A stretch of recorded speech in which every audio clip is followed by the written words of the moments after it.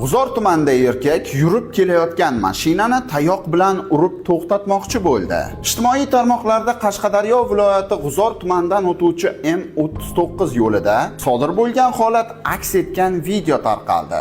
Unda Lacetti rusumli avtomobil haydovchisi Damas rusumli avtomobil haydovchisi bilan yo'l talashib, xavfli harakatlar qilgani ko'rinadi. Shuningdek, u yo'lni to'sishga uringan va qo'lidagi yog'och bo'lagi bilan avtomobilga shikast yetkazmoqchi bo'lgan. Haydovchining o'zining aytishicha, Damas avtomobili unga yo'l bermaganligi sababli uni oldidan kesib o'tib, to'xtatmoqchi bo'lgan. Biroq Damas to'xtamagach, u Damasni quvib o'tib, uzoqroqqa borib mashinasidan tushgan va qo'liga tayoq olib, yana yo'lni to'sishga uringan. Natija bo'lmagach esa qo'ldagi tayoqni Damasning orqasidan uloqtirgan. Haydovchi o'z qilmishidan pushaymon ekanligini va o'zgalarga ham bunday xatti-harakatlar qilmaslikni tavsiya qilgan. Mazkur holat yuzasidan G'uzor tumani Ichki ishlar bo'limi tomonidan barcha hujjatlar rasmiylashtirilib, ish sudga yuborilayotgani aytildi.